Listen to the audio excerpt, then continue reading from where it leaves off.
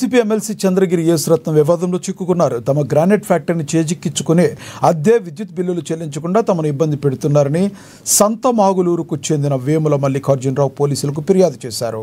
ఈ మేరకు బాపట్ల జిల్లా ఎస్పీకి గ్రీవెన్స్లో సోమవారం ఫిర్యాదు అందజేశారు. గత ప్రభుత్వ హయాంలో ఫిర్యాదు చేయగా అధికారులు పట్టించుకోలేదని, కూటమి ప్రభుత్వంలో తమకు న్యాయం జరుగుతుందని భావించి ఫిర్యాదు చేశామని తెలిపారు. తమ గ్రానైట్ ఫ్యాక్టరీ తమకు అప్పగించకుంటే ఆత్మహత్య శరణ్యమని వాపోయారు.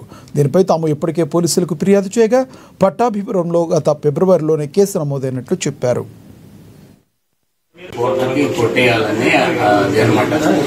దాని మీద క్లియర్ అగ్రిమెంట్లో క్లియర్ గా రాసామన్నమాట.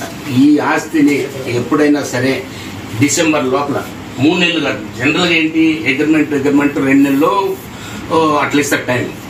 అంటే నాకు ఇంట్రెస్ట్ లేదు, 5 నెలలు టైం తీసుకోవాలి. డిసెంబర్ వరకు నువ్వు అమ్మేసుకో. ఒకవేళ ఇన్ కేసు అమ్మకపోతే నేను ఏదైతే 2,40,00,000కి మేము తీసుకుంటామన్నాను అది అగ్రిమెంట్. ఆ అమౌంట్ చెల్లించేశారు మీరు? 2,40,00,000 అడ్వాన్సే. అగ్రిమెంటే ఇది. ఎన్ని ఎకరాలు సార్ మొత్తం? ఒక ఫ్యాక్టరీలో 1 ఎకరం, 1 ఎకరం,